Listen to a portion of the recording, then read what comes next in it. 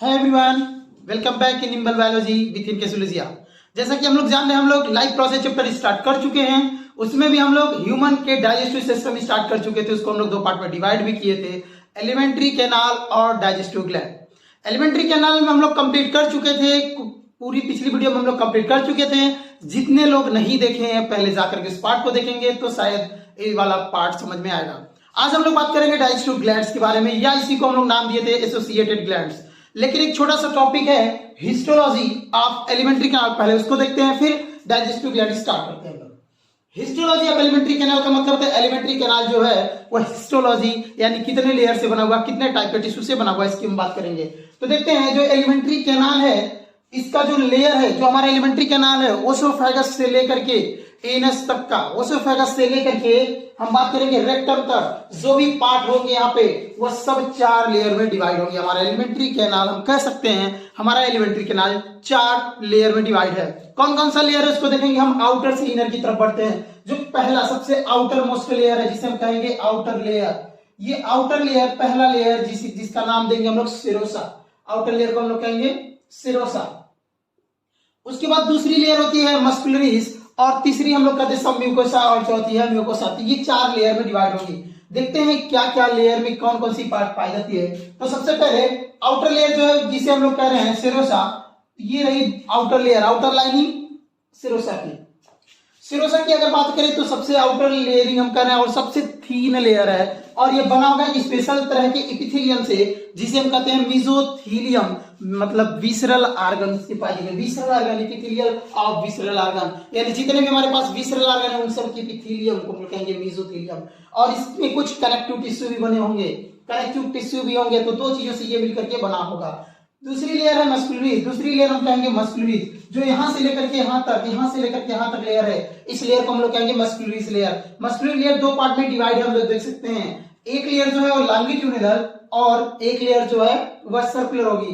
तो जो outer side में है जिसे हम कहेंगे आउटर, लेकिन हाँ सबसे आउटर नहीं, आउटर हम मस्कुलरीज की बात कर रहे हैं जिसे हम कहेंगे आउटर मस्कुलरीज। आउटर जो मस्कुलरीज है ये लेयर कैसी है, ये है इलोंगेटेड, क्योंकि ये कैसी है यहाँ पे हम बात कर रहे हैं, यहाँ पे जो अंदर वाली लेयर है वो हमारी सर्कुलर लेयर है, और जो यहाँ पे लेयर है यहाँ पे इसमें भी 2 लेयर डिवाइड होगा, एक इनर लेयर एक आउटर लेयर। जो इनर लेयर है वो सर्कुलर होगा, आउटर लेयर लॉन्गिट्यूडिनली अरेंज होंगे। यहाँ पे जो मसल्स होंगे वो लॉन्गिट्यूडिनल अरेंज होंगे। लॉन्गिट्यूडिनल का मतलब क्या है बताते हैं। अंदर वाली लेयर जो है जिसे हम लोग कह रहे हैं इनर मस्कुलरी, इनर मस्कुलरीज जो है ये सर्कुलरली अरेंज होगा। इनर मस्कुलरीज जो होंगे वह सर्कुलर अरेंज होंगे जिसे हम लोग कहेंगे सर्कुलर लेयर। तो ये 2 पार्ट में डिवाइड होगा मस्कुलरीज लेयर। कैसे अरेंज होगा इसको देखते हैं। जैसे हम कह रहे हैं कि आउटर लेयर जो है इसका वो लॉन्गिट्यूडिनल अरेंज है। लॉन्गिट्यूडिनल का मतलब क्या है, कुछ लेयर जो होंगे वो इस तरह से, इस तरह अरेंज होंगे। जो एलिमेंट्री कैनाल है कुछ इस तरह से अरेंज होंगे, एक एक मसल्स के बंडल इस तरह से अरेंज होते हुए पूरे लेयर बनाएंगे जिसे हम लोग कहेंगे लॉन्गिट्यूडिनल अरेंजमेंट।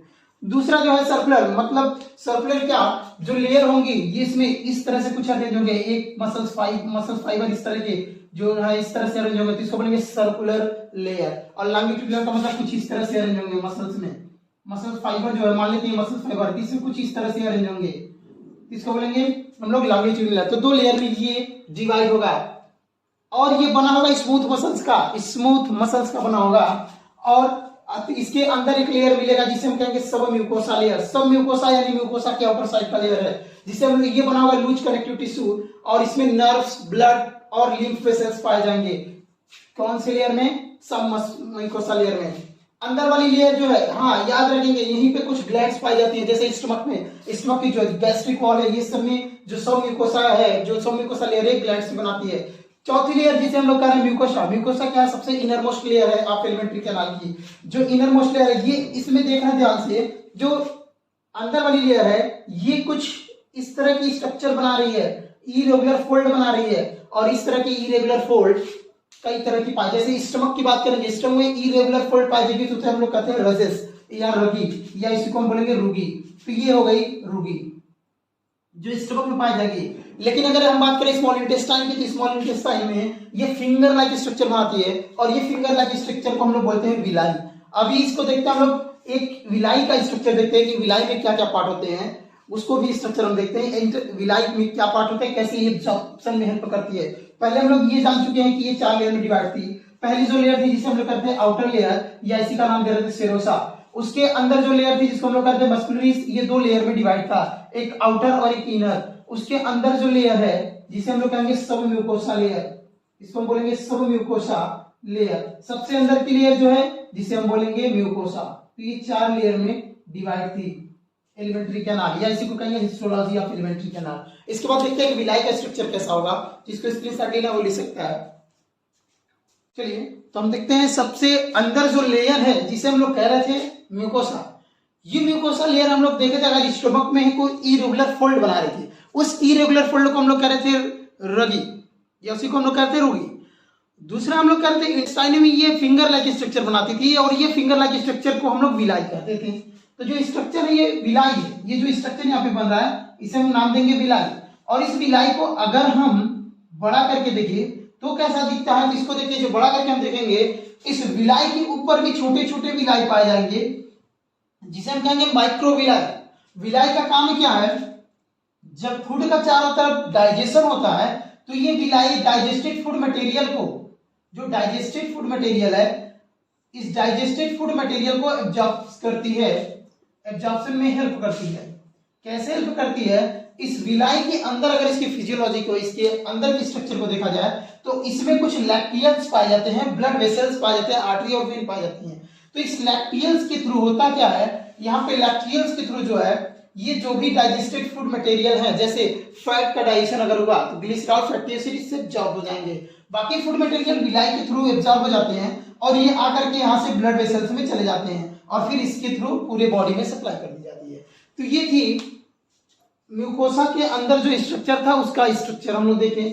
अब हम लोग यहाँ पे एक और स्ट्रक्चर है, जो 2 विलाई के बीच का गैप जो है, यहाँ पे दोनों गैप के बीच में क्रिप्ट बनता है और इस क्रिप्ट को हम लोग कहते हैं क्रिप्ट ऑफ लिवरपूल। तो ये स्ट्रक्चर थी, या इसी को हम लोग कह रहे थे history of alimentary canal, alimentary canal की हिस्ट्री। ये छोटा सा टॉपिक हमारा था। आज का जो टॉपिक है हमारा, आज स्टार्ट करेंगे लोग डाइजेस्टिव ग्लैंड्स की, या हम लोग कह रहे थे एलिमेंट्री कैनाल से रिलेटेड जो डाइजेस्टिव ग्लैंड है उसकी बात करेंगे। तो हम लोग देखे थे पिछली बार ही कि जो डाइजेस्टिव ग्लैंड्स की हम लोग बात कर रहे थे, उसमें हम लोग 3 डाइजेस्टिव ग्लैंड्स की बात किए थे, एक सलेवरी ग्लैंड, दूसरा पैंक्रियास और लिवर। तो हम लोग पहला डाइजेस्टिव ग्लैंड जो है उसे हम लोग शुरू करते हैं, जिसका नाम है सलेवरी ग्लैंड। लेकिन उससे पहले हम एक पॉइंट और यहाँ पे समझेंगे, बार बार आ रहा है हमारे सामने कि एलिमेंट्री कैनाल से रिलेटेड जो ग्लैंड्स हैं, और जिसे हम लोग सलेवरी ग्लैंड, लिवर या पैंक्रियास। लेकिन यहाँ पे एक वर्ड आ रहा है ग्लैंड्स। ये ग्लैंड्स का मतलब क्या होता है, पहले इसको समझते हैं। ग्लैंड्स कहते किसे हैं, एक छोटा सा वर्ड है ग्लैंड। अब ग्लैंड्स का मतलब क्या है, तो ग्लैंड्स को हम लोग कहेंगे क्या कि ग्लैंड जो है एक स्पेशल तरह के, एक स्पेसिफिक टिश्यू से बना हुआ है, एक स्पेशल सेल या टिश्यू का ग्रुप है, और उससे बना हुआ एक ऐसा ग्रुप है जो कुछ केमिकल का सिक्रीशन करता है, और ये केमिकल या किसी फूड प्रोडक्ट को डाइजेस्ट करते हैं या इंटरसेलुलर मैसेंजर की तरह एक्ट करते हैं। तो हम लोग कह सकते हैं ग्लैंड्स क्या है, ग्लैंड जो है एक स्पेशलाइज्ड टिश्यू है। ग्लैंड जो है एक स्पेशल टिश्यू का ग्रुप है, या हम लोग कहेंगे a group of special tissue which secret a chemical is called gland. Glands उसे कहेंगे जो क्या है, स्पेशल टिश्यू का एक ऐसा ग्रुप है जो कुछ केमिकल जैसे हार्मोन्स या एंजाइम का सिक्रेशन करता है, उसे हम लोग कहते हैं ग्लैंड्स। अभी जो ग्लैंड्स है वो 3 टाइप की होती है। इस ग्लैंड्स को हम लोग 3 तरह से डिवाइड कर सकते हैं on the basis of pouring. ये जो ग्लैंड्स है ये अपने सिक्रेशन को कहाँ पे छोड़ रही है, टारगेट ऑर्गन तक को कंट्रोल कर रही है, लेकिन ये कैसे है, तो हम लोग इसको 3 तरह से डिवाइड कर सकते हैं ग्लैंड्स को। एक हम लोग कहेंगे एक्सोक्राइन ग्लैंड, एक्सोक्राइन ग्लैंड, और दूसरा हम लोग कहेंगे एंडोक्राइन ग्लैंड, एक्सोक्राइन, एंडोक्राइन, और एक होगा जिसे हम कहेंगे मीजोक्राइन ग्लैंड या मिक्सोक्राइन ग्लैंड। तो ये 3 तरह की ग्लैंड्स हमें मिलेंगी।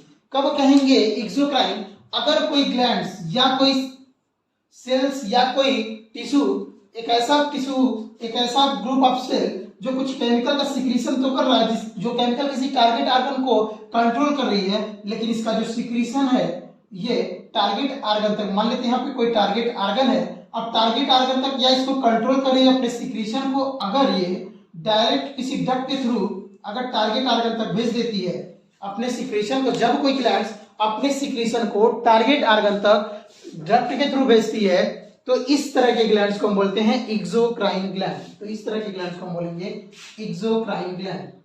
एक ऐसी ग्लैंड जो अपने सिक्रीशन को टारगेट आर्गन तक डायरेक्ट डक्ट्स के थ्रू भेज दे, तो इस तरह के ग्लैंड्स को हम बोलेंगे एक्सोक्राइन ग्लैंड।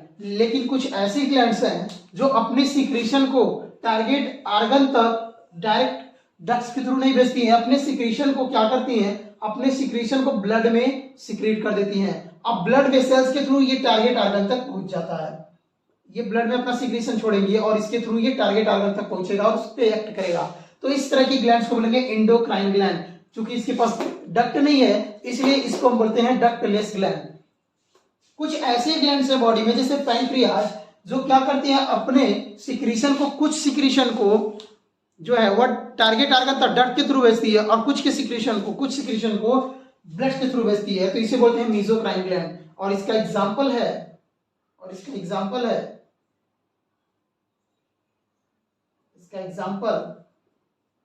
पैंक्रियाज। अब एक चीज और यहां देखेंगे, जो एंडोक्राइन ग्लैंड है जिससे जो केमिकल सिक्रीट होता है, इस तरह के इससे सिक्रीट होने वाले केमिकल्स को हम लोग कहेंगे यहाँ पे एंजाइम।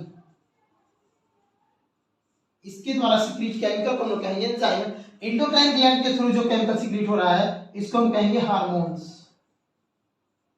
तो ये दोनों केमिकल हो सकते हैं, एंजाइम या हार्मोन। लेकिन पैंक्रियाज जो है वो मीजोक्राइन ग्लैंड है, इससे दोनों सिक्रीट होता है, यानी एंजाइम भी सिक्रीट होगा और इससे हार्मोन्स भी सिक्रीट होता है। एंजाइम में कई तरह के एंजाइम है जो अभी हम लोग देखेंगे। हार्मोन्स दो तरह के, इंसुलिन और ग्लूकागॉन, उसका भी अभी पैंक्रियाज पढ़ेंगे तो देखा जाएगा। एक्सोक्राइन ग्लैंड्स का जो एग्जांपल है जिसे हम लोग कह सकते हैं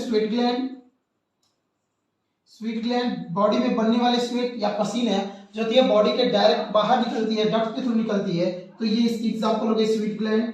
दूसरी हम लोग कहेंगे sebaceous gland, preen gland, oil gland, ये सब जो भी हैं ये सब एग्जांपल है एक्सोक्राइन ग्लैंड के। एंडोक्राइन ग्लैंड की बात करें तो पिट्यूटरी ग्लैंड जिसे हम लोग मास्टर ग्लैंड्स कहते थे, पिट्यूटरी ग्लैंड्स, थायराइड ग्लैंड, ये सब जितने एग्जांपल है एंडोक्राइन ग्लैंड्स के हैं। तो ये थी ग्लैंड्स के कुछ रिलेटेड कुछ छोटा सा टॉपिक। अब अगला हमारा टॉपिक है, हम लोग पहला ग्लैंड से स्टार्ट करते हैं, सिलेवरी ग्लैंड। अब देखते हैं सिलेवरी ग्लैंड्स क्या है। अगर हम सिलेवरी ग्लैंड्स की बात करें तो सिलेवरी ह्यूमन की बात करते हैं, ह्यूमन में जो सिलेवरी ग्लैंड्स है वो 3 पेयर पाई जाती है। ह्यूमन में सिलेवरी ग्लैंड्स की बात करें तो 3 पेयर पाई जाएगी। सिलेवरी ग्लैंड्स हम बात करेंगे यहाँ पे केवल, चूंकि ह्यूमन की डाइजेस्टिव सिस्टम की बात कर रहे हैं तो ह्यूमन की बात करेंगे। तो इन ह्यूमन अगर देखा जाए सिलेवरी ग्लैंड, तो ह्यूमन में सिलेवरी ग्लैंड कितना मिलेगी, 3 पेयर, 3 पेयर सिलेवरी ग्लैंड्स मिलेंगी। और इस सिलेवरी ग्लैंड से कौन कौन सी होंगी उसकी भी बात करते हैं। सिलेवरी ग्लैंड, तो ये सिलेवरी ग्लैंड हो गए 3 पेयर, ह्यूमन में कौन कौन सी हैं उसको देखते हैं कौन कौन सी हैं। पहली ग्लैंड जो है सबसे लार्जेस्ट सिलेवरी ग्लैंड है जिसे हम कहते हैं पैरोटिड ग्लैंड, ये पाई जाएगी 1 पेयर। दूसरी है जिसे हम कहते हैं सब मैक्सिलरी, या इसी को हम नाम देते हैं सब मैंडिबुलर।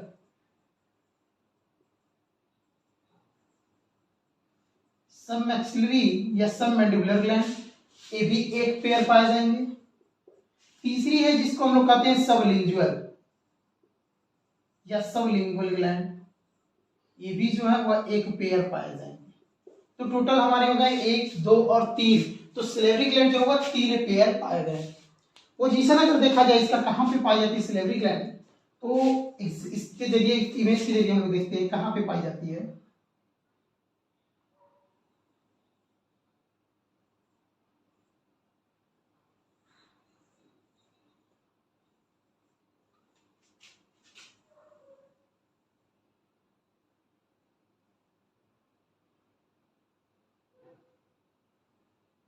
अब ये सिलेवरी ग्लैंड जो है, इसका तीनों पेयर जो है, पैरोटिड ग्लैंड जो है वो ईयर के नीचे पाई जाती है, ठीक, ईयर के नीचे। और ये सबसे बड़ी सिलेवरी ग्लैंड है, ये मान लेते हैं ईयर है।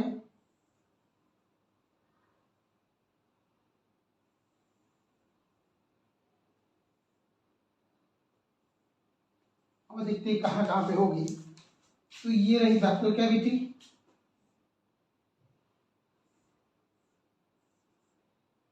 अब इस बक्कल कैविटी के आउटसाइड में, चूंकि जो ये पाई जा रही है डायरेक्ट बक्कल कैविटी नहीं, बक्कल कैविटी से बाहर यानी मसल्स में, चिक मसल्स में पाई जा रही है। तो यहाँ पे एक पेयर हमें यहाँ पे मिलता है ईयर के नीचे, एक पेयर सिलेवरी ग्लैंड, और इस सिलेवरी ग्लैंड को हम बोलते हैं पैरोटिड ग्लैंड।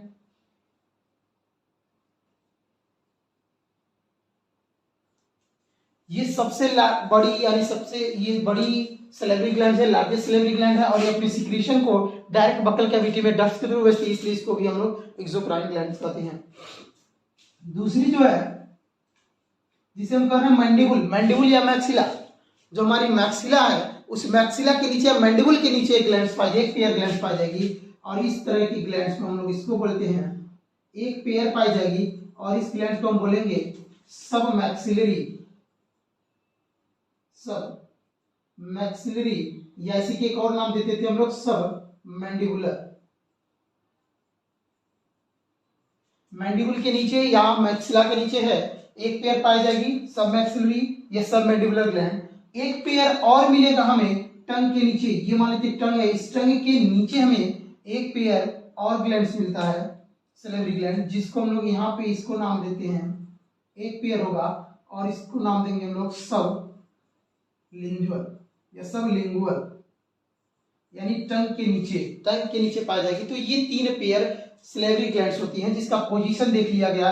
एक का पोजीशन ईयर के बगल में है, जिसको हम बोलते हैं पैरोटिड ग्लैंड्स, ये सबसे लार्जेस्ट सिलेवरी ग्लैंड है। कभी कभी होता क्या है, पैरोटिड ग्लैंड्स में एक वायरस है जिसका नाम है पैरामिक्सो वायरस, इसकी वजह से यहाँ पे इन्फेक्शन हो जाता है, जो इसकी वजह से इन्फ्लेमेशन हो जाता है, और इस डिजीज को हम लोग कहते हैं मम्स या गलसुआ। तो ये पैरोटिड ग्लैंड में वायरल इन्फेक्शन की वजह से होता है। दूसरा ग्लैंड है जिसे हम कहते हैं सब मैक्सिलरी या सब मैंडिबुलर, जो इस एक यहाँ पे, एक यहाँ पे और एक साइड में, यानी मैंडिबुल के नीचे या मैक्सिला के नीचे यहाँ पाई जाएगी एक पेयर पाई जाएगी, जिसको बोलेंगे सब मैक्सिलरी या सब मैंडिबुलर ग्लैंड। दूसरा एक टंग के नीचे, जीभ के नीचे पाई जाएगी, जिसको हम बोलेंगे सबलिंगुअल ग्लैंड्स। जब ये हमारे बक्कल कैविटी में कोई फूड आता है, फूड मटेरियल, तो इससे क्या होती है, एक केमिकल सिक्रीट होती है, और इससे सिक्रीट होने वाले केमिकल को हम लोग बोलते हैं सलाइवा। तो हम कह सकते हैं सिलेवरी ग्लैंड से एक केमिकल निकलती है, और उस केमिकल को हम लोग कहते हैं सलाइवा। और अगर ह्यूमन की बात करें तो एक दिन में करीब 1 से लेकर के 1.5 यानी 1 से लेकर के 1.5 लीटर जो है एक दिन में सलाइवा सिक्रीट होता है। एक नॉर्मल ह्यूमन में एक दिन में 1 से लेकर के 1.5 लीटर सलाइवा सिक्रीट होगा। और अगर इसके पीएच की हम बात करें, इसके पीएच की बात करें तो स्लाइटली एसिडिक होगा, क्योंकि इसका पीएच जो होता है 6.8 होता है, 7 होता तो ये न्यूट्रल होता, लेकिन ये क्या है, स्लाइटली एसिडिक है, थोड़ा सा एसिडिक है। अगर हम कोई लाइम जूस वाला या कोई खट्टी चीजें ज्यादा खाने लगते हैं तो ज्यादा एसिडिक की वजह से इसका वर्क जो है वो कम हो जाता है। दूसरी अगर ये थी सलाइवा की बात, अब इस सलाइवा में होता क्या है, तो इस सलाइवा में 2 केमिकल पाए जाते हैं।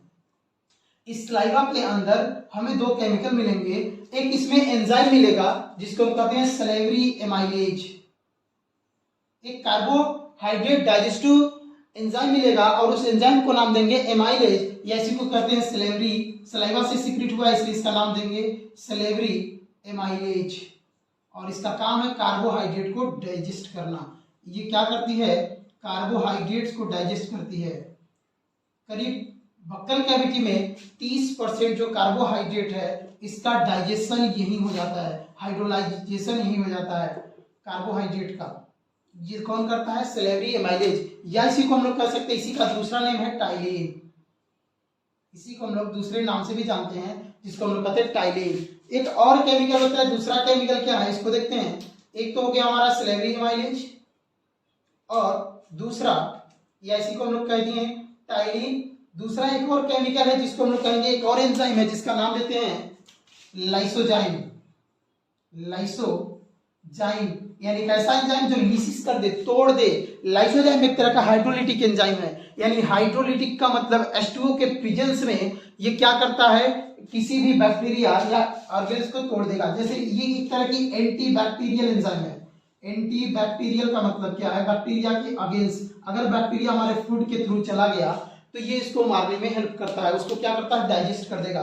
एक तरह की हाइड्रोलिटिक एंजाइम है, ठीक है। तो ये थी सलाइवा से सीक्रेट होने वाले दो केमिकल। एक का नाम देते थे हम लोग सलेवरी एमाइलेज, दूसरे का नाम दिए लाइसोजाइम। सलेवरी एमाइलेज का दूसरा नाम हम लोग कहते हैं टाइलिन, जो कार्बोहाइड्रेट डाइजेस्टिव एंजाइम है, जो कार्बोहाइड्रेट को करीब बक्कल कैविटी में 30% कार्बोहाइड्रेट को डाइजेस्ट कर देगा। एग्जांपल के तौर पे देख सकते हैं, जैसे हम लोग कहें स्टार्च। स्टार्च एक पॉलीसैकेराइड है, स्टार्च एक पॉलीसैकेराइड है। इसको सलेवरी एमाइलेज के प्रेजेंस में, सलेवरी एमाइलेज जो है ये 6.8 pH पे इस स्टार्च को माल्टोज में चेंज कर देता है, माल्टोज में चेंज कर देगा। और ये माल्टोज एक तरह का डाइसैकेराइड है। हम लोग इसको पढ़ चुके हैं पहले ही। पॉलीसैकेराइड क्या होता है, डाइसैकेराइड क्या होता है, ओलिगोसैकेराइड क्या होता है, ये सब पहले पार्ट में हम लोग पढ़ चुके हैं। तो ये स्टार्च जो है एक तरह का पॉलीसैकेराइड है। इस पॉलीसैकेराइड को सलेवरी एमाइलेज एंजाइम के प्रेजेंस में इसको चेंज कर दिया जाता है माल्टोज में, जो एक तरह का डाइसैकेराइड है। तो 30% डाइजेशन यही पे हो जाता है। दूसरा एंजाइम था हमारा लाइसोजाइम, जो एक तरह का एंटीबैक्टीरियल था, जो बैक्टीरिया को मारने में काम आता है। तो ये इतने पार्ट थे सलेवरी ग्लैंड से रिलेटेड। क्योंकि ये देखिए हम लोग सलेवरी ग्लैंड एक बार फिर से रिवीजन करते हैं। हम लोग सलेवरी ग्लैंड्स की बात करेंगे। पहली जो एसोसिएटेड ग्लैंड है हमारी एलिमेंट्री कैनाल से, उसका नाम है सलेवरी ग्लैंड। और ये सलेवरी ग्लैंड ह्यूमन में 3 पेयर पाई जाती है, यानी 6 पाई जाती हैं। 2 पैरोटिड ग्लैंड्स पाई जाती है, 1 पेयर पैरोटिड ग्लैंड पाई जाती है, जिसे हम लोग करते हैं लार्जेस्ट सलेवरी ग्लैंड। इसको हम बोलेंगे सबसे बड़ी सलेवरी ग्लैंड या लार्जेस्ट सलेवरी ग्लैंड। दूसरी ग्लैंड्स की हम लोग बात किए हैं, जिसे हम लोग कह रहे थे सब मैक्सिलरी या सब मैंडिबुलर। इसका नाम दिया गया है पोजीशन के बेसिस पे। पैरोटिड ग्लैंड, चिक ग्लैंड, इसको चिक ग्लैंड्स के नाम से भी जानते हैं, क्योंकि चूंकि चिक में पाई जाती है तो इसे हम लोग चिक ग्लैंड्स भी कहते हैं, जो बिलो द ईयर पाई जाती है, यानी कान के नीचे पाई जाएगी। तो इसको हम लोग बोलेंगे पैरोटिड ग्लैंड, सबसे बड़ी है। कभी कभी इसमें वायरल इन्फेक्शन की वजह से, पैरामिक्सोवायरस की वजह से इन्फ्लेमेशन हो जाएगा, जिसे हम लोग बोलते थे मम्स। दूसरी जो है सब मैक्सिलरी या सब मैंडिबुलर ग्लैंड्स, जिसे जो मैक्सिला और मैंडिबुल के नीचे पाई जाती है, 1 पेयर ग्लैंड, जिसको हम बोलेंगे सब मैंडिबुल या सब मैक्सिलरी ग्लैंड। तीसरी थी सबलिंगुअल ग्लैंड। सबलिंगुअल ग्लैंड जो है जीभ के नीचे यानी टंग के नीचे पाई जाएगी, इसको हम बोलेंगे सबलिंगुअल ग्लैंड। इन तीनों ग्लैंड से केमिकल निकलता है, जिसका नाम था सलाइवा। तो ये इतनी पार्ट हम लोग देख लिए। पहली ग्लैंड सलाइवा के बारे में। दूसरी हमारी ग्लैंड से लिवर के बारे में। तो लिवर स्टार्ट करते हैं। उससे पहले किसी को अगर स्क्रीनशॉट लेना तो ले सकता है, फिर स्टार्ट करते हैं हम लोग लिवर। चलिए, तो हम नेक्स्ट स्टार्ट करते हैं लिवर। देखते हैं लिवर क्या है, कैसे इसको ग्लैंड्स कह रहे हैं लिवर को, उसको देखते हैं। ये थी सलेवरी ग्लैंड से रिलेटेड कुछ इंफॉर्मेशन। अगली ग्लैंड से हम लोग की लिवर। तो देखते हैं लिवर कहाँ पाया जाता है, क्या होता है, उसके बारे में बात करते हैं।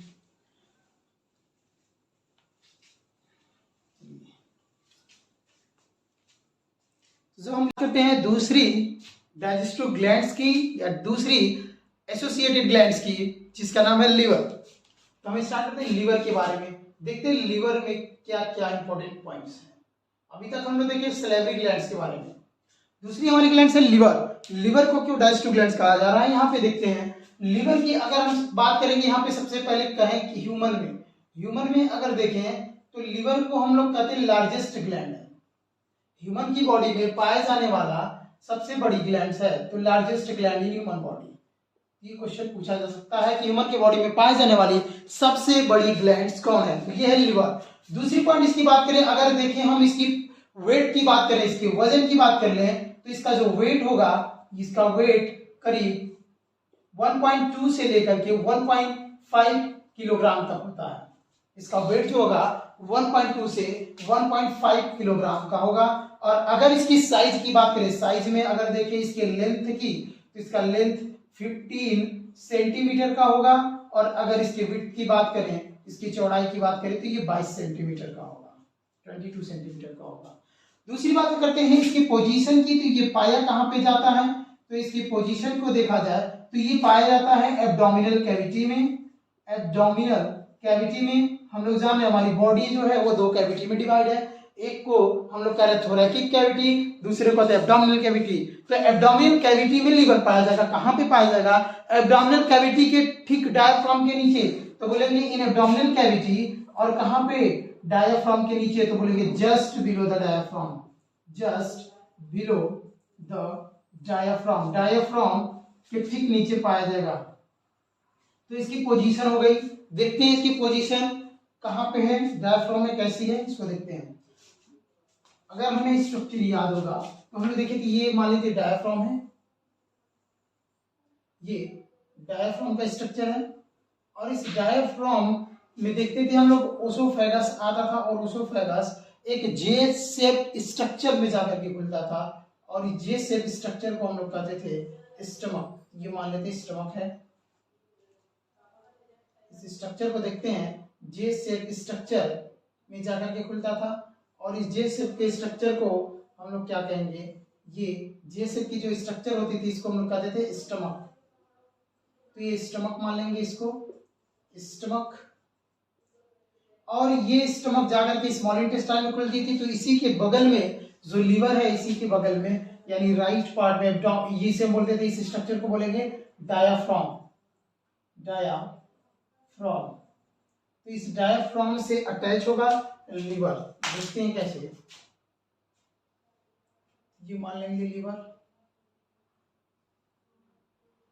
तो कुछ इस तरह से लीवर का पार्ट होगा।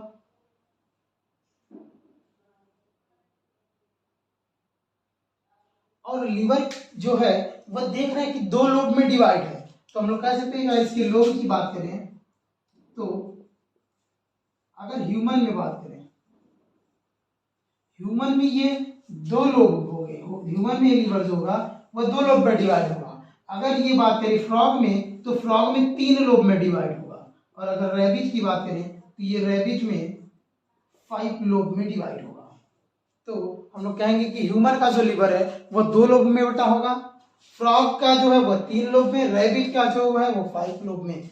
अब ह्यूमन का जो है, एक को बोलते हैं हम लोग राइट लोब और एक को बोलते हैं लेफ्ट लोब। जो राइट और लेफ्ट लोब है वह एक दूसरे से एक लिगामेंट्स के थ्रू ज्वाइंट होते हैं, और इस लिगामेंट्स को हम लोग कहते हैं फैल्सीफॉर्म लिगामेंट। तो ये भी क्वेश्चन बन सकता है कि ये बन सकता है कि लीवर के दोनों लोब आपस में किस स्ट्रक्चर के द्वारा जुड़े होते हैं। तो इसको बोलेंगे फैल्सीफॉर्म लिगामेंट्स। और ये आपस में नहीं जोड़ता, इन्हें डायाफ्राम से भी जोड़ता है। तो इस लिगामेंट्स को हम लोग कहते हैं फैल्सीफॉर्म लिगामेंट, फैल्सीफॉर्म लिगामेंट। तो इस स्ट्रक्चर को बोलेंगे फैल्सीफॉर्म लिगामेंट, जिससे दोनों लीवर के दोनों लोब जुड़े होंगे। और इसको एक और स्ट्रक्चर देखिए, जो लीवर होगा ये एक स्पेशल तरह के सेल से बना होगा, और इस सेल को हम लोग कहते हैं हिपैटिक सेल। तो लीवर सेल को हम लोग बोलेंगे हिपैटिक सेल। इसका फंक्शन क्या है? हिपैटिक जो सेल है ये बाइल जूस का सिक्रीशन करता है। हिपैटिक सेल जो है वो बाइल जूस बनाता है, बाइल जूस बनाता है। और ये जो बाइल जूस है, ये बाइल जूस जाकर के एक छोटे से पाउच में स्टोर होती है, और उसी में कंसंट्रेट होती है। और ये जो छोटा सा पाउच होगा वह लीवर के राइट लोब से, क्वेश्चन बन सकता है, लीवर के जो राइट लोब है इस राइट लोब से अटैच होता है। और इस सैक लाइक स्ट्रक्चर को हम लोग कहते हैं गाल ब्लैडर। इस सैक लाइक स्ट्रक्चर को हम नाम देते हैं गाल ब्लैडर। तो ये गाल ब्लैडर पूछा जा सकता है कि गाल ब्लैडर जो है वह लीवर के किस पार्ट से ज्वाइंट है। तो ना हम लोग कहेंगे जो गाल ब्लैडर है वह लीवर के राइट लोब से अटैच है, लीवर के राइट लोब से अटैच है। और फिर ये इसकी डक्ट आकर के पैंक्रियाट में खुलती है, पैंक्रियाज में आकर के खुलती है। और इसी दौरान जो लीवर है, इस लीवर से दो डक्ट निकलती है, एक राइट और लेफ्ट से। और इस डक्ट को कहते हैं हम लोग हिपैटिक डक्ट, जो जाकर के गाल ब्लैडर वाली डक्ट में खुलती है। तो इसको हम लोग कहते हैं हिपैटिक डक्ट। लीवर से निकलने वाली डक्ट को या लीवर की डक्ट को हम लोग कहेंगे हिपैटिक डक्ट, जो गाल ब्लैडर की डक्ट से जुड़ेंगी। और इस गाल ब्लैडर की डक्ट को हम बोलते हैं सिस्टिक डक्ट। गाल ब्लैडर की डक्ट को हम बोलेंगे सिस्टिक डक्ट। तो ये सिस्टिक डक्ट से जाकर के जुड़ती हैं। और सिस्टिक डक्ट जो है गाल जो पैंक्रियाटिक, यहाँ पे पैंक्रियाटिक में हिपैटिक डक्ट से जुड़ी है, इसको जुड़ करके एक कॉमन डक्ट बनाती है। और इस कॉमन डक्ट को हम कहते हैं कॉमन बाइल डक्ट। इस कॉमन डक्ट को हम बोलेंगे common bile duct. Common bile duct क्या है? सिस्टिक डक्ट और हिपैटिक डक्ट। और ये कॉमन बाइल डक्ट आकर के खुलती है पैंक्रियाटिक डक्ट में। तो यहाँ पे एक स्ट्रक्चर होगा जिसको हम लोग कहते थे पैंक्रियाज, याद होगा हम लोग बनाए थे पैंक्रियाज, लीफ लाइक स्ट्रक्चर होगा और इस लीफ लाइक स्ट्रक्चर को हम लोग कह रहे थे पैंक्रियाज। तो यहाँ पे पैंक्रियाज में आकर के, पैंक्रियाज की एक डक्ट है जिसको कहते हैं हम लोग स्टेंसन डक्ट, इसको हम लोग कहते हैं स्टेंसन डक्ट, और इसी स्टेंसन डक्ट से आकर के ये जुड़ जाती है। स्टेंसन डक्ट और कॉमन बाइल डक्ट ये दोनों ज्वाइंट होकर के एक साथ जाकर के स्मॉल इंटेस्टाइन के फर्स्ट पार्ट ड्यूडिनम में, सी शेप के फर्स्ट पार्ट में ड्यूडिनम में खुलती है और ये डक्ट कहलाती है, जो स्टेंसन डक्ट और कॉमन बाइल डक्ट्स के कॉमन से बनती है। इस डक्ट को हम बोलते हैं हिपैटोपैंक्रियाटिक डक्ट, हिपैटो पैंक्रियाटिक डक्ट। तो इस डक्ट को बोलेंगे हिपैटोपैंक्रियाटिक डक्ट और जाकर के सी शेप के ड्यूडेनम में खुलेगी। यहाँ पे एक स्फिंक्टर लगा होगा और इस स्फिंक्टर का नाम हमसे पूछा जाता है, तो इस स्फिंक्टर का नाम क्या है? इसको हम बोलते हैं स्फिंक्टर ऑफ ओडाई। तो ये क्वेश्चन पूछा जा सकता है, स्फिंक्टर ऑफ ओडाई कहाँ पाया जाता है? सी शेप के ड्यूडेनम में पाया जाएगा। कौन आकर इसमें खुलता है? तो इसमें पैंक्रियाटिक डक्ट या बोलेंगे हिपैटोपैंक्रियाटिक डक्ट आकर के इसमें खुलती है। तो ये लीवर से कुछ इंपॉर्टेंट पॉइंट्स थे। अगली बात करते हैं इसकी फंक्शन की। लीवर करता क्या है, इसका फंक्शन क्या है? इसके सेल को तो हम लोग जानिए, लीवर जिस सेल से बना हुआ सेल को हम बोलेंगे हिपैटिक सेल, और हिपैटिक सेल का काम क्या है? बाइल जूस का बनाना। तो क्वेश्चन ये बन सकता है कि बाइल जूस कहाँ पे बनता है? तो याद रखेंगे बाइल जूस हमेशा लीवर से बनेगा, लीवर में सिंथेसाइज होगा, लेकिन स्टोर कहाँ पे होगा? ये जाकर के एक pouch like, sac like structure में स्टोर होगा, जिसको हम लोग कह रहे थे गाल ब्लैडर। तो गाल ब्लैडर का काम क्या है? बाइल जूस को स्टोर करना और कंसंट्रेट करना। तो ये यहाँ पे आकर के केवल स्टोर होगा, कंसंट्रेट होगा, लेकिन याद रखेंगे बनेगा नहीं, सिंथेसिस नहीं होगा। बनता कहाँ से है? लीवर से। लीवर से किस सेल से? हिपैटिक सेल से। हाँ, एक और सेल, लीवर के पास एक और सेल, स्पेशल तरह का एक और सेल होता है जो फैगोसाइटिक नेचर का होता है, जिसको हम लोग कहते हैं कुफर सेल या इसी को बोलते हैं कफर सेल। तो लीवर के पास एक और स्पेशल तरह का सेल है जिसका नाम है कफर सेल, जो फैगोसाइटिक नेचर का। फैगोसाइटिक नेचर का क्या मतलब है? फैगोसाइटिक का मतलब इनगुल्फमेंट, यानी एक ऐसा सेल जो किसी बैक्टीरिया को मार देगा। बैक्टीरिया को, तो हमें ये क्या डिफेंस मैकेनिज्म में इन्वॉल्व होता है, किसी बैक्टीरिया को मारने में, किसी वायरल पार्ट को मारने में हेल्प करता है। दूसरी बात करते हैं इसके फंक्शन की। लीवर की फंक्शन क्या है उसको देखते हैं।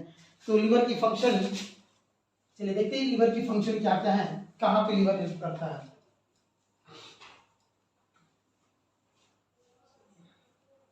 अब देखते हैं function of liver. Function of liver क्या क्या इसके फंक्शन है? तो सबसे पहला इसका फंक्शन क्या है? अभी देखिए हम लोग बाइल जूस का बनाना। तो पहला इसका फंक्शन है फॉर्मेशन ऑफ बाइल जूस, यानी बाइल जूस बनाएगा।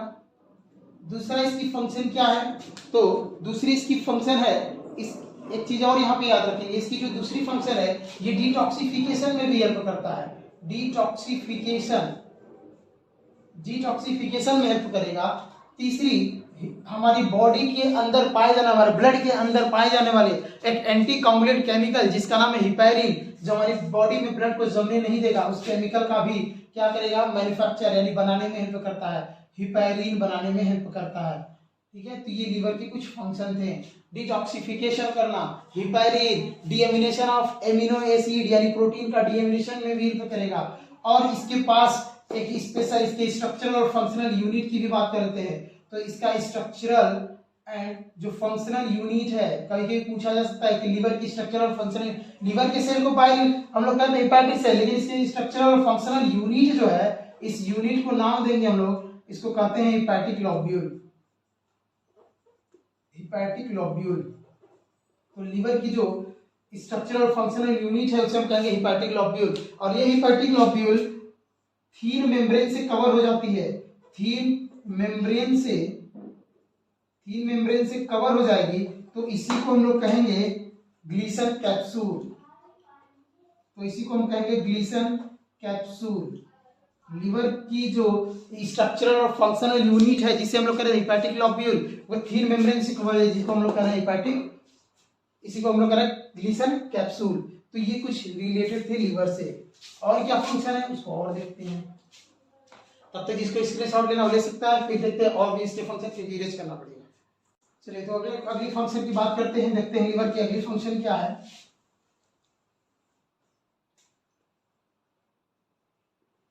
फंक्शन ऑफ लीवर देख रहे थे हम लोग। अगली जो इसकी फंक्शन है वह ब्लड प्लाज्मा प्रोटीन जो है उसका भी फॉर्मेशन करता है, उसका भी सिंथेसिस करता है। ब्लड प्लाज्मा प्रोटीन, प्लाज्मा के अंदर प्रोटीन पाए जाते हैं और ये 3 प्रोटीन का नाम हमें शायद याद होगा।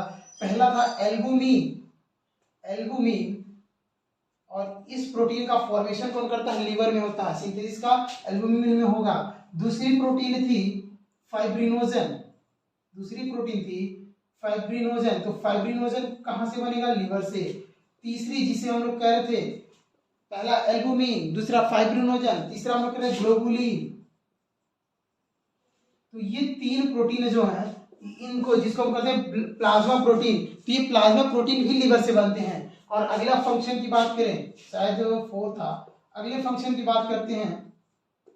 अगला जो इसकी फंक्शन है वह ये स्टोर करता है विटामिन ए को भी, विटामिन ए को स्टोर करने का भी काम करता है।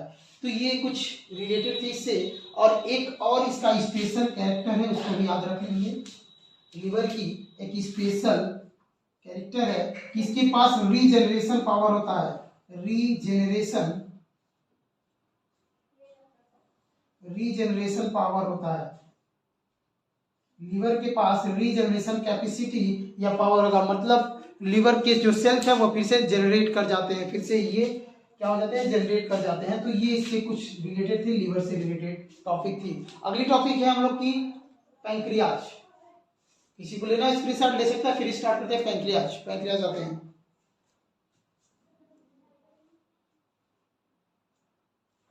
चलिए तो आते हैं पैंक्रियाज पे, पैंक्रियाज की बात करते हैं।